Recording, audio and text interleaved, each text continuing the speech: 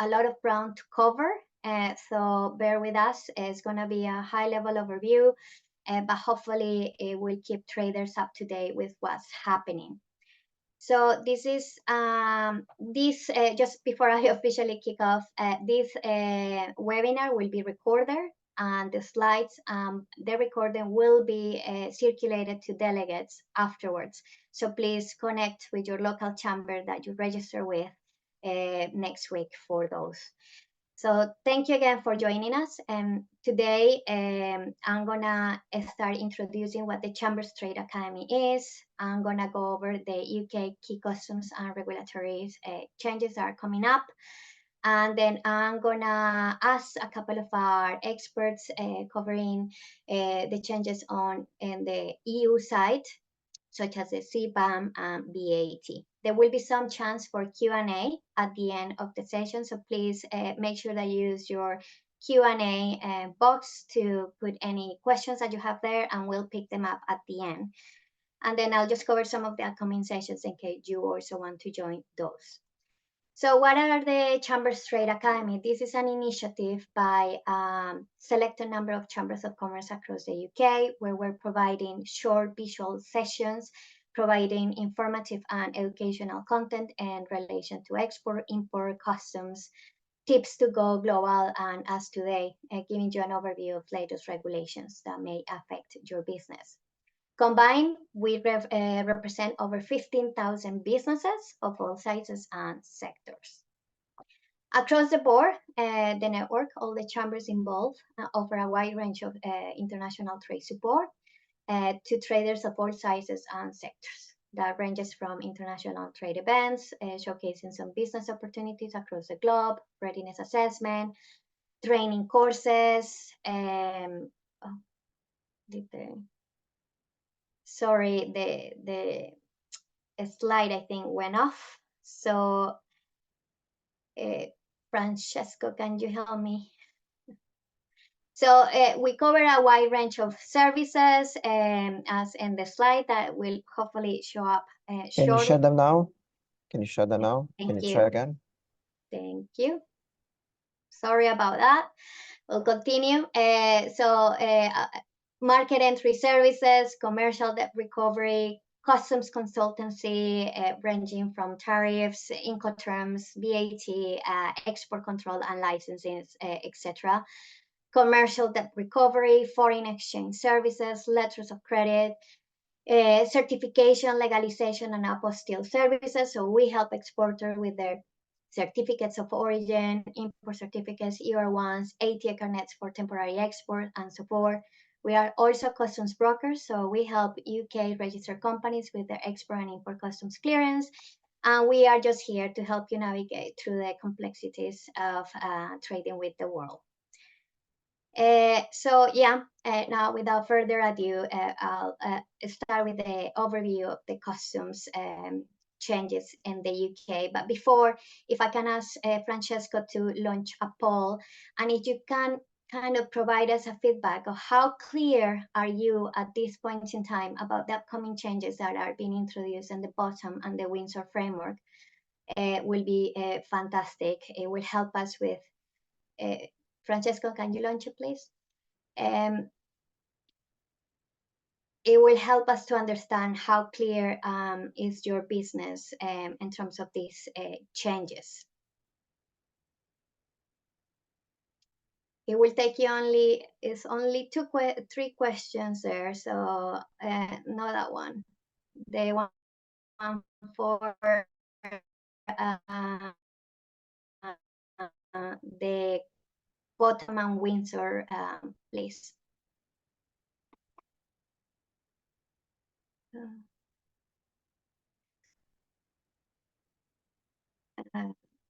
Never mind, I don't think it worked this time, but I'm gonna go continue. Okay, there it is. So if you can vote very quickly, it will be great.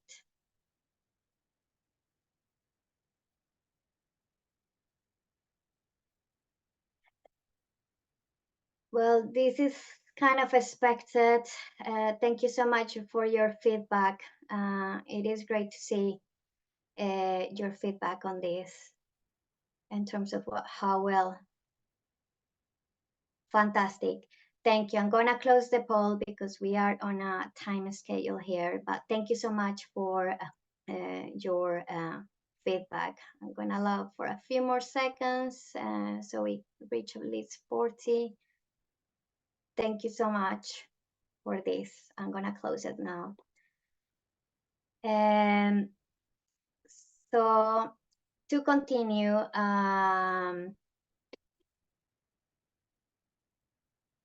some of the clear changes that are happening. So the BTOM, the latest version was launched in August, and this is introducing the remaining import controls for goods coming into the UK from the EU, and that had not been introduced and have to do with mostly agri-food related businesses. So the new model is based on goods categorization and adopting a highly digitized kind of approach. The goods categorization will tell you what kind of documentation, identity, and physical checks they will be subject to from which agencies. The first in line in terms of the changes coming up is on the 31st of January, so basically next week, with the introduction of health certificates for imports of medium risk animal products, plant products, and high risk of food and feed for non-animal origin from the EU. Also on the 30th of March, and this was moved from last year, the deadline was for last year to do the migration to CDS for exports, has been moved for the 30th of March, and we do not expect that this will be further delayed. So if you have not made the transition, we urge you to talk to your local chamber if they are your customs broker or your local broker to ensure that you're done it before this deadline. On the 30th of April, we'll see the introduction of documentation and risk-based identity and physical checks on medium risk products, plant products, and high risk food and feed of non-animal origin from the EU. The good news is, and all these new changes, is that there will be also a simplification for SPS import processes from non-EU countries. So anything coming from new EU countries will be benefit from this new risk category model. So meaning that maybe for low risk goods coming from non-EU, there will be no need any longer for a health certificate, for instance. On the 30th of April, we are also going to see the removal of pre-notification requirements for low-risk plants and products coming from the EU, Liechtenstein, and Switzerland, and the inspections of high-risk plants and plant products will be moved from destination to the border control post. On the 31st of October, another big change is coming up, the introduction of safety and security declarations for imports coming into the UK from EU. Please note that this has already been placed from new non-EU countries since 2011. And the other big change is with the reduction of data sets required for the imports and the introduction of the UK single trade window. And this is an important one because the single trade window will act as a single gateway between business and UK border processes. And it will be also used by carriers, hauliers, customs brokers, intermediaries, and so forth. So what it says is that you will only need to submit the information once and in one place, and it will also allow you to communicate with different agencies from one single platform. So that's a very important change. So I mentioned that this new model is based on the categorization of the goods. So as you can see in the slide, low risk, medium risk, and high risk, and it will tell you what is the indicative checks that they will be subject to, depending on that. So low risk is basically should be just gone through without minimal checks unless they are suspected to be under a criminal activity or smuggling. Then they might be subject to a physical and identity check. medium and high risk, as you can see in the slide, the likelihood is 100% for the documentation checks, for high risk, 100% for ID and physical checks.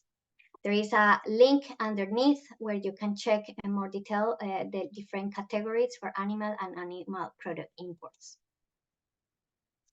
So some of the preparations that we are asking or encouraging traders to consider. So if you are within the agri-food business, make sure that you understand in which risk category your product falls under.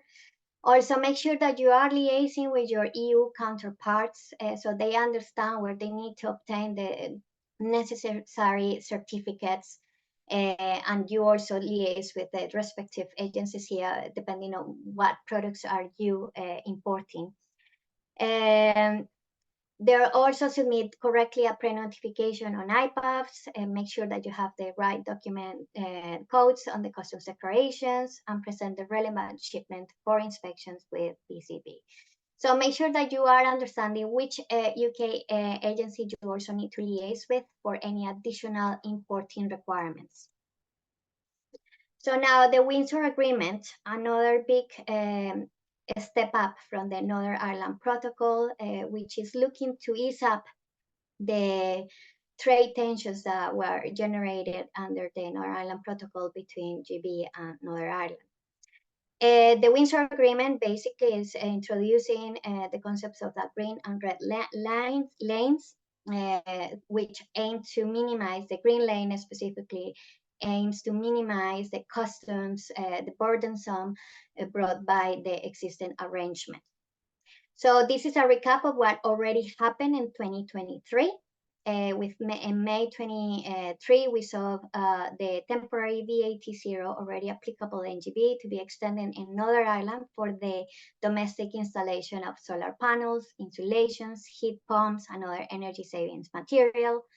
In June 2023, thanks to the feedback given by traders to government, a new duty reimbursement scheme kicked off, where traders that could provide sufficient evidence that their goods were not moved or sold to the EU, they could claim back any duties they had paid for those goods, and this could be backdated all the way to the 1st of January 2021.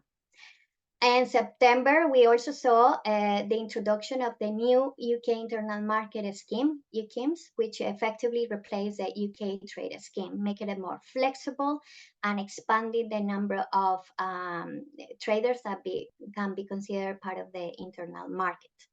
This is also scrapping a lot of the customs processes like supplementary declarations and making sure that goods can move easily through the green lane for those goods that are considered not at risk. So some of those changes in terms of the UKIMS include as well the fact that there is no longer the requirement of having a physical premise in Northern Ireland. Also, the turnover threshold for companies that are sending goods for processing or manufacturing in Northern Ireland has quadrupled, going from 500K to 2 million. And some goods that are used in animal feed, healthcare, construction, and non-for-profit sectors are exempted from such turnover thresholds. So those are good, important changes to be considered. And then in October 2023, there was the introduction of the Northern Ireland Retail Movement Scheme, NIRMS, effectively replacing the temporary agri-food movement into Northern Ireland scheme, STAMNI. And this is basically allowing for retail goods such as food, drink, flowers, and pet food to move through the green lane. Also, new labeling requirements under the NIRMS, starting, which is going to take in 3 phases, but the first phase kicked off last year with some dairy products moving from GB to Northern Ireland. I already talked. And these are the main changes coming this year. So we have in January 2024, there will be full custom controls will be applicable for shipments coming directly from Irish ports directly to GB, including non-qualifying Northern Ireland goods. So HMRC, and this is worth clarifying, has defined qualifying Northern Ireland goods as products on free circulation that are in free circulation in Northern Ireland, and therefore not under any customs procedure or in any authorized storage facility. Also, under the customs duty waiver, if a trader was already moving goods that are considered to be not at risk, they might be able to claim a waiver on customs duty pays that otherwise will be charged. And the duty waiver allowance will increase to 275,000 euros, roughly 235,000 pounds. There is no changes though in how to claim it. In September 2024, big changes as the Green Lane will open up for the movement of all goods moving from GB to Northern Ireland. This is reducing the amount of customs processes and paperwork and basically utilizing commercial information primarily. There is also some changes coming up for posts and parcels, making it easier, scrapping customs processes, but until then, existing arrangements will continue to apply. And in 2025, we're going to see the arrangement of for supply of medicines into Northern Ireland will be introduced, meaning that medicines will be available through Northern Ireland and will be approved by the UK authorities. And it will also enable a single license and a single pack for medicines across the UK. Also, as I mentioned before, with more NIRMS labeling requirements will come into place, but further guidance and information will be made available through the TSS service. So they will continue to operate and they will be providing more detailed guidance to traders on how all these new schemes will in practice operate. So it's worth mentioning that all these, both the BTOM and the Windsor Agreement, will also be, it's very ambitious because there will be the introduction of new systems, and with any other introduction of IT systems, there will be potentially new teething problems. So we'll see next week as with the introduction of the health certificates, how it's gonna go. But these are some of the key changes that we think traders need to be aware of. Another thing I thought I will include in this update is the fact that the UK government has recently announced the introduction of a new import and supply chain strategy.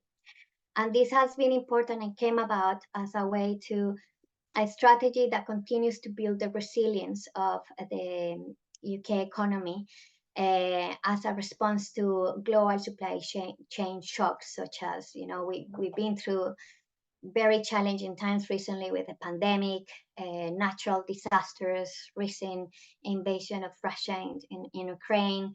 There is a technologies, adoption of new technologies, all of these that are affecting the global supply chain. All this is going to focus on ensuring that the UK has critical access to imports of goods that are essential to the economy, essential services, and for national security. The strategy outlines some of those critical national infrastructure sectors, as you see in the slide, including chemicals, communications, defense, etc., etc. There is not much more information at the moment, but I thought I will make you aware because at some point the strategy will be looking at how to remove critical import barriers to some of those critical goods in the sectors I just mentioned. So there will be a point in time where UK government will be asking traders, academia, industry for their feedback about any barriers that may affect the access to those critical goods. Another big one, and this was announced just in December, is that the UK is following the footsteps of Europe with their introduction of their own carbon border adjustment mechanism, CBAM, by 2027. And this will function as a customs-oriented regime, placing liability on the importer of record for products that are falling within its scope. So these are some of the, even though it's a few years away, it's worth for traders to start preparing for it. And these are some tips for you to start thinking about, such as conducting a carbon footprint assessment, helping you identify areas where emissions can be reduced, but also on the data collection. I cannot stress how much this is going to be important. So liaise with your partners overseas and see how you can do this in a way that makes your lives easier and the collection and reporting processes. Assign somebody within your team that can start looking at how to manage these new regulatory changes. It's not just the UK CBAM, but as you will see later on, we'll have how you can support your customers in the EU with the EU CBAM. Invest in sustainability, so allocate resources to adopt sustainable practices, technologies, and energy efficiency processes. Optimize your supply chain. Monitor very closely the legislative regulatory developments that are happening. Make sure that you can also use this to your advantage, so as a marketing tool, so you can appeal better to your customers and consumers.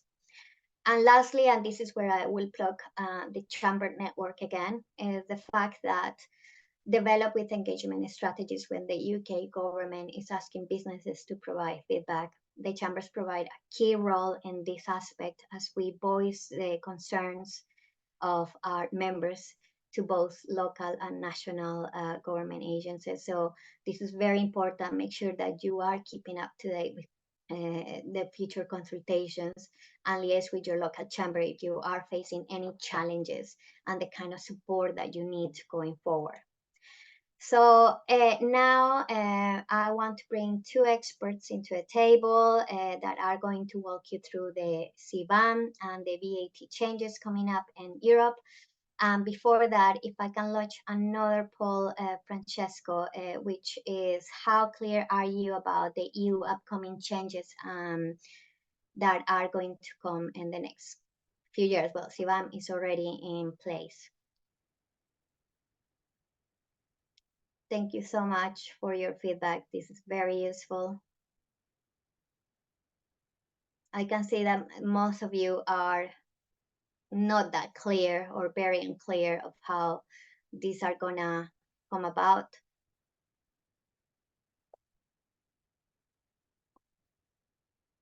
Okay, I'll give it a few more seconds.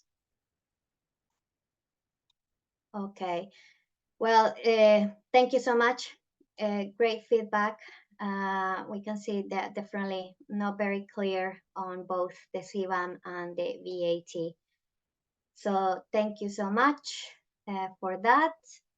And now if I can welcome Conor Monaghan as a custom expert for Customs Complete. They're her HQ based in Ireland, but they are all over Europe. And if I can just ask you, Conor, to, oh, there you are. So thank you so much for being here. And yes, I'll leave you to just let me know when you need to move the slides and I'll do. Thank you. Thanks very much, Susanna. That was all very interesting. So I'm here to give an overview of the CBAM and what that means for UK and European companies. Now, fortunately, the UK at the moment does not have reporting or financial obligations. These are said to be coming into play in 2027, but that could be earlier. So this now will be referring mainly to European trade. The Carbon Border Adjustment Mechanism, CBAM, is effectively a carbon tariff. So companies that are importing goods in certain industries such as steel, iron, cement, aluminium, electricity, hydrogen, and fertilizer may have to start reporting on the emissions that are created in the manufacturing of their products. So those, well, 7 that are listed there are the initial products which will be covered. However, within those main categories, there are certain commodity codes which are applicable and certain commodity codes which are not. So before evaluating whether or not you're going to be required to do CBAM reporting, you'll need to figure out the HS codes and whether they apply. The list of HS codes that are CBAM applicable is not enormous. It's not millions, it's maybe between 50 and 100. So it's quite easy to figure out whether or not your company will need to report on this. It's worth noting as well that the UK has already said that they will be adding glass and ceramics to those industries that are above there. This will ultimately increase the cost of export for non-EU producers. Most of the energy intensive production now for things such as steel and iron is coming from outside of the EU. So it's going to be pushing companies towards more local suppliers where possible. And the emissions that are going to be monitored are carbon dioxide for all industries, nitrogen oxide is for fertilizer, and perfluorocarbons is for aluminium. So if you could go on, please, Susanna. So the CBAM regulation became applicable in October the 1st, 2023. And these first 2.5-ish years, well, two years and 1 quarter, are a transitionary period where companies are going to be required to make quarterly reports based on their emissions. From 2026, this will then incur a financial obligation to pay based on the emissions that your products are incurring. So this first quarterly report is actually due at the end of January, which covers Q4 2023. But like I said, there's no, at the moment, financial liability. There are penalties for not submitting the report in time. But from what I've seen, those penalties are relatively low. And the EU have made it very clear that this is a trial and a test. So they're keeping the penalties low and they're waiting to hear feedback from companies. They understand there's going to be teething issues, and it seems a lot of companies are very confused about what they need to be doing. So it's all up in the air at the moment, and there's likely going to be changes as it goes along. But for now, this is the basis of it. By 2030, the plan is to include all of the sectors that are covered by the EU emissions trading system. So the ETS covers all of the industries I've mentioned before, as well as things like refinery, paper production, glass production, anything relating to oil and energy, aviation, and basically any labor and energy intensive industry, which is most industries, to be honest. So if you could go on, please, Susanna.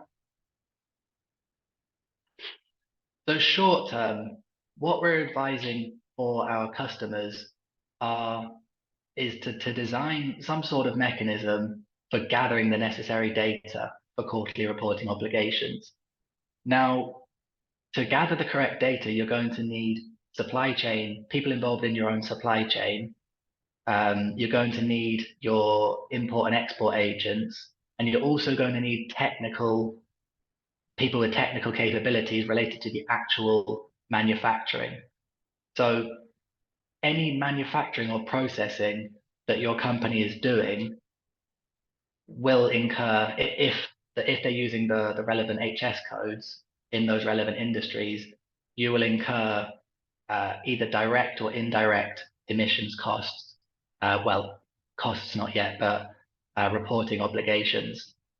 So these will need to be, to figure out the individual processes, you will need someone who knows the technical process and who understands the emissions that are being generated. So it's going to be quite a multifaceted report involving quite a lot of different people and quite a lot of technicalities.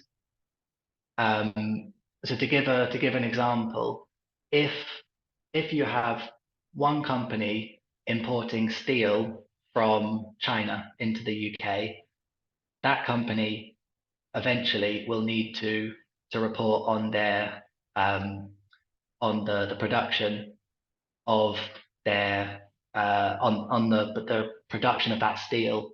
So the emissions that are released from manufacturing and processing that steel, they will need to report on that. Now, if they sell that steel to someone else in the UK and that person processes it, and then they sell it to someone in Europe, every part of that supply chain will have to report on their on the emissions that they're creating from their part of the supply chain, from their processing. And the company in Europe will then need to do the final report, which shows all steps of the supply chain.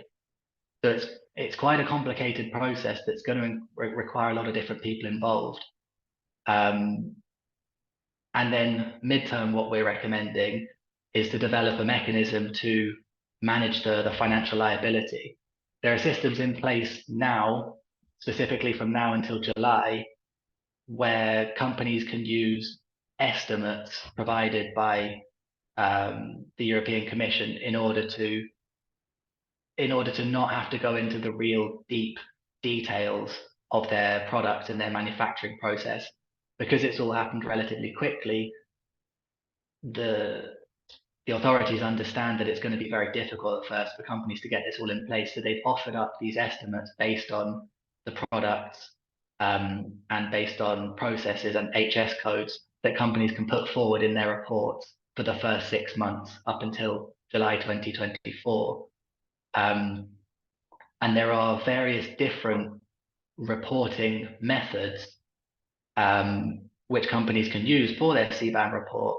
But ultimately, from 2026, when it comes to actually paying money for the emissions you're producing, companies are going to want to get exact figures as opposed to using these estimates and using certain methodologies which may be less accurate but easier to do.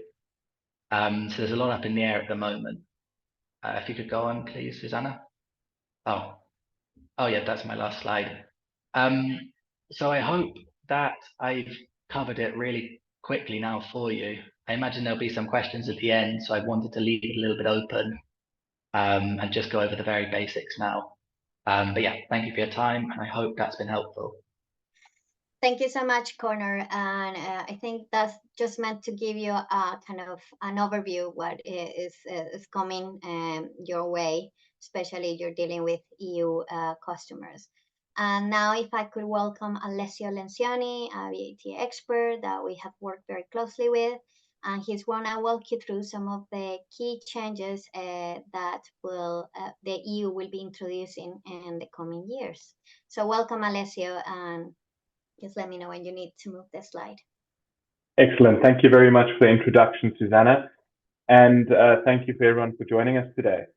A large component that we've been assisting a number of British exporters over the last 5 years has specifically been around the challenges that in a post-Brexit world in terms of how UK businesses can adapt not only their supply chains, but also the requirements around their VAT compliance when moving products into the European Union.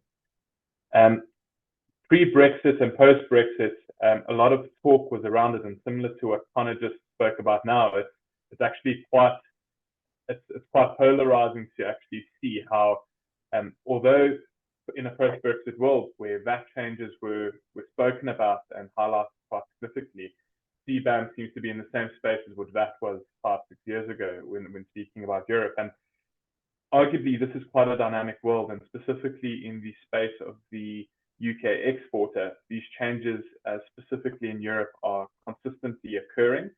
And the nice thing about it is that we do have significant road ahead of us in order to assist businesses to implement changes and at the same time put ahead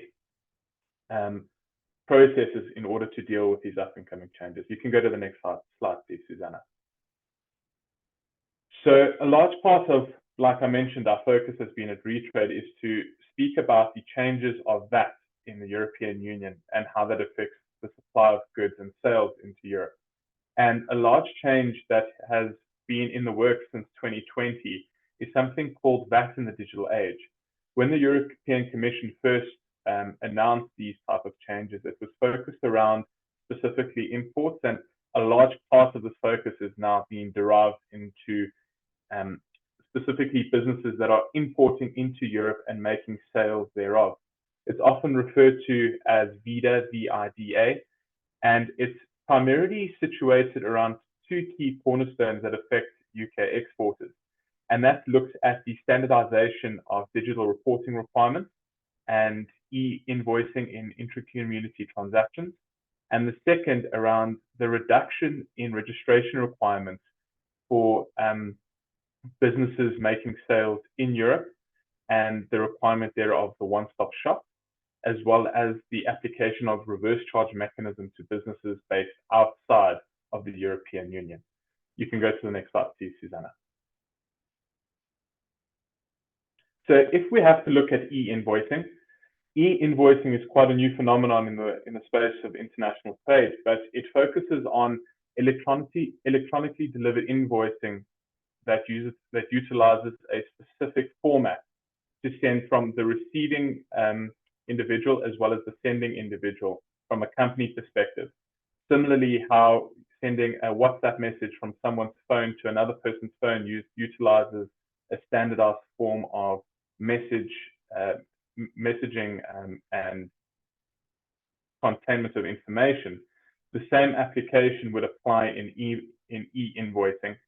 Businesses would have to adapt their systems in order to be compliant with this. And it is something that will only be implemented in the coming years and will allow for consistent change and for businesses to become completely compliant.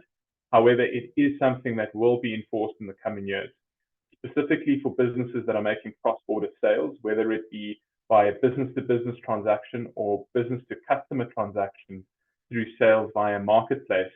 There will be audits that will be done through various means, such as bank transactions, electronic money institutions with the likes of Visa and MasterCard, and other regulated payment institutions, whether it be a marketplace like Amazon or Etsy, just to name a few. So it is fundamentally important that retailers as well as wholesalers that will be making those types of sales ensure that their systems that they do currently have in place from a recording of invoicing and facilitation does in fact comply with the upcoming requirements in the years to come. The next slide, please, Susanna. The second is the digital reporting requirements. This is something that has been ongoing in a country like the Netherlands for quite some time, who were early adopters of such reporting standards, but it is something that is soon going to become further adopted across the European Union. And this specifically revolves around the replacement of recapitulative statements in terms of a form of reporting transactions, specifically with regards to sales made intra as well as cross-border into the EU. And the acronym usually referred to is DRR for the intra-community transactions that will be covered in this. This will also account for goods and services that are subject to the reverse charge mechanism. So for those that are not familiar with it, a very high overview of the reverse charge is where two businesses that are both registered for VAT in a particular country, in this instance the Netherlands, would not be required to charge sales VAT from the seller to the buyer if they are both VAT registered. However, they would both be required to submit reports to their relative tax authority to ensure that they have both recorded the transaction. The reason for this is purely to relieve the administrative and accounting burden with the transfer of funds unnecessarily, because VAT is naturally a consumption tax that will only be ultimately consumed by the end buyer of those goods, usually meaning the end individual. And ultimately, this reporting mechanism is something that has been put in place in order to ensure that companies are reporting on that correctly, and that the reverse charge is being applied correctly to ensure that there's no VAT fraud being done in this regard. Why it is so important for UK exporters that are importing into the European Union is that this information has to be synergistic. It has to comply to the shipping information that is being used to clear goods into the European Union. And specifically when submissions are made to the tax offices, whether it be for the reverse charge filings, as well as the VAT filings that are applied to those respective tax offices. This is something we work very closely with a number of our clients to ensure that everything aligns, because once those issues arise, it is very difficult to ensure that the processes are put in place on an ongoing basis where these hiccups do not occur again. So we work from inception with our clients to ensure that all of these aspects are met. Next slide, please, Susanna. Another aspect that we spoke about is the extension of IOSS as well as OSS. They work quite similarly to each other, but OSS is more specific for businesses that are making sales more in the B2C space, where they would have to charge local VAT to the end consumer. Ultimately, this would, before the inception of OSS, this would have required companies to have multiple VAT registrations across Europe, or pan-European VAT registrations, and this became quite an administrative nightmare for businesses to ensure that they were completely compliant.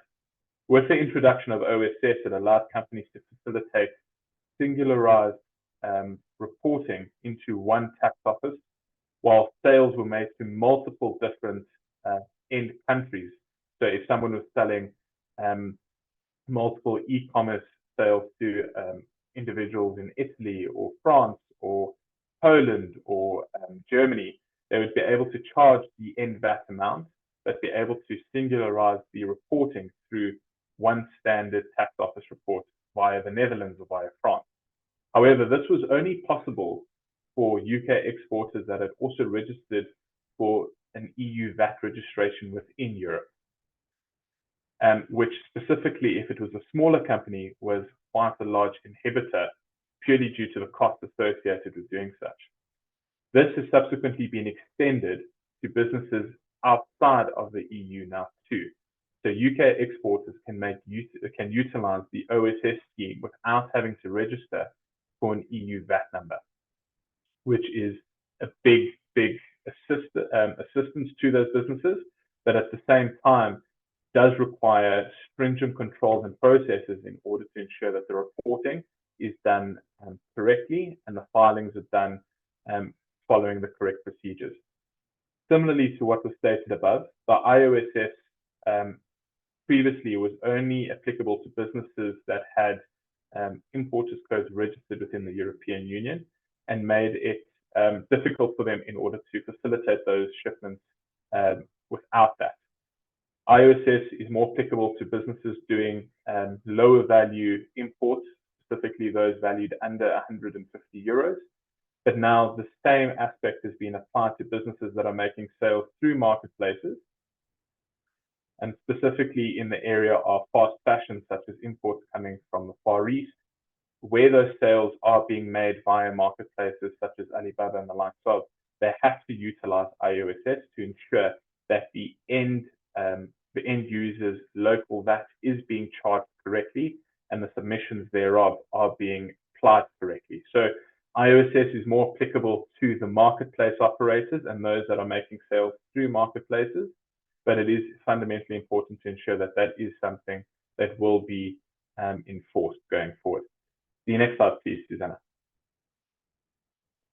We did touch briefly on the reverse charge mechanism, and that was more within reference to the domestic reverse charge. And that previously was only applicable to businesses that were based within the European Union.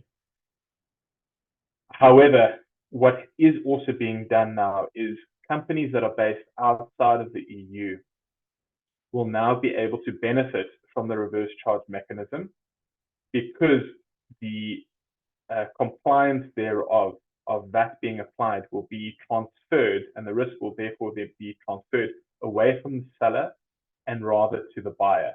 I think specifically in a post-Brexit world, the European Union has seen significant pressure where the flow of goods has been quite great between the UK and Europe, specifically within the space of consumer goods and the like of, where the VAT applicable has either been charged incorrectly or it has not been fulfilled and facilitated correctly.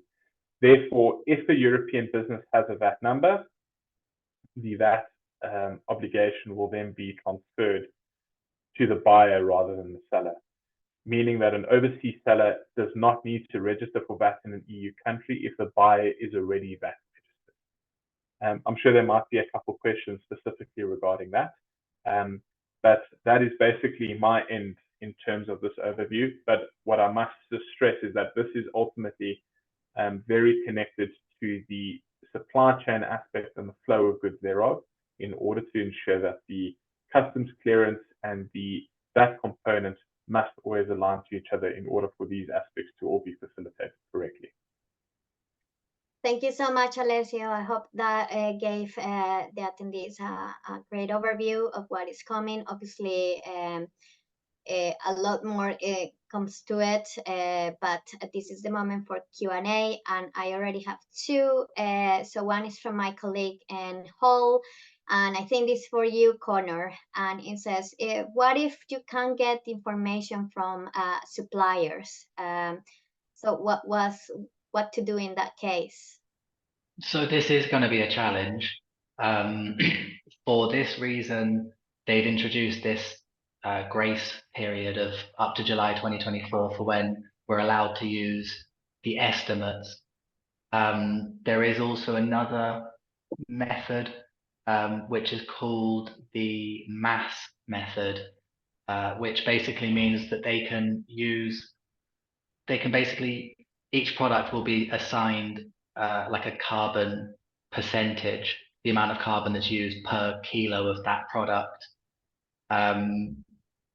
So that's another one of the methodologies, but ultimately suppliers are going to have to give the information, because otherwise people are going to stop working with them. But yeah, it will be challenging at first, for sure. We have another one, which is from Laurie. She's asking, whereabouts do we find the CBAM item list once the parts have been classified? So for that, I have a list of them all. I can't remember exactly where I got it from originally, but probably from the CBAM regulation. There's a big long EU CBAM regulation, but I'm also happy to share the list afterwards if people need that. It's probably a lot easier. Thank you. I think the even though we know that there is a bit more lacking on a specific guidance, there is already some information on the EU website on this. So, but if Connor, you can share what you've got, that would be great. Another question is, where is the list of HS codes applicable for CBAM available? I think similar to that's the same question, I think. So yeah, we can make that available. We can find that. Okay. Is there any other questions from the delegates? As I said before, both the slides and the recording will be made available through the chamber that you register with. So no later than next week, you can expect those in your inbox, I hope. Is there anything else?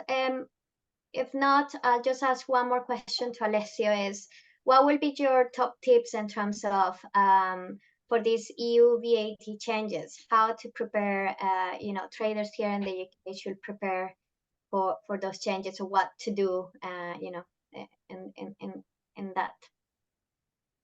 I think the most important opinion, part of it in terms of it for me, Susanna, would be to ultimately look at what are the requirements per industry.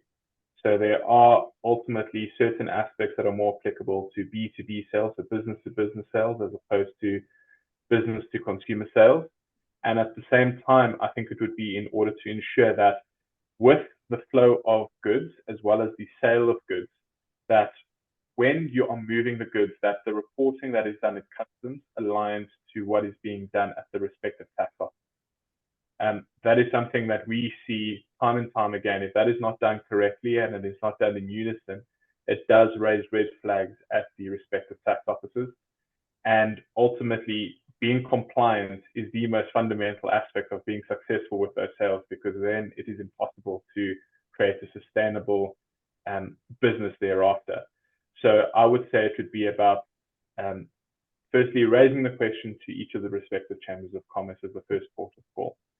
Once they've done that, that chamber will then be able to direct them, I think, in the correct direction to ultimately prepare them for what those requirements look like with respect to their business. Unfortunately, it's no silver bullet that it will be applicable to each business in the same way. There will be idiosyncrasies and there will be subtle changes that will have to be applied. However, it would be best advice to firstly seek the best advice, and on the back end of that, ultimately following through on the implementation of what is said. Thank you so much.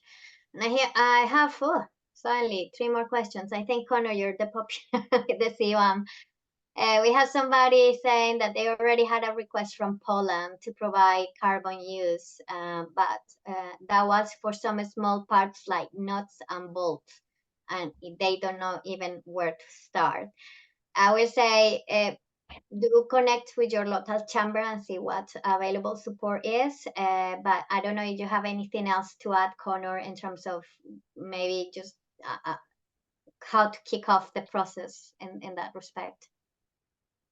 So you have to analyze the supply chain. Are you buying these nuts and bolts directly from abroad, from a third country, or are you buying the steel in the UK and processing it yourself?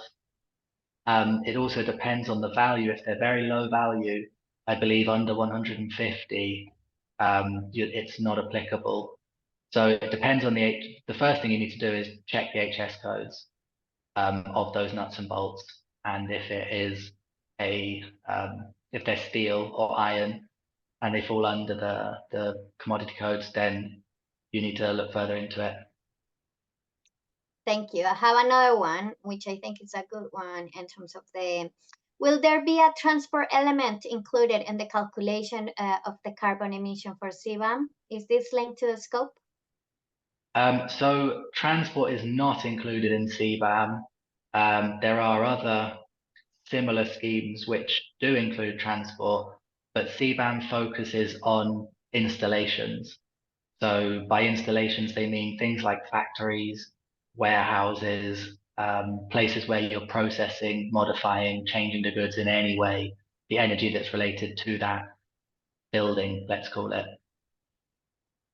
I have another question. I think I can answer that one. Are the CBAM reporting obligations only applicable to the EU at this time? I don't see anywhere that UK import needs to report anything at this time. As I mentioned earlier, the UK CBAM will not take effect until 2027, but that's not to say that you're not, this is the perfect moment to start kind of preparing and ensuring that you do start with your data collection. I cannot stress, we already had a customer asking us for support on this, and the amount of information that is going to be required for this reporting is unbelievable. So the sooner you start preparing and kind of following some of the guidance that is already available for EU, the likelihood is that the UK is not going to move too far from it.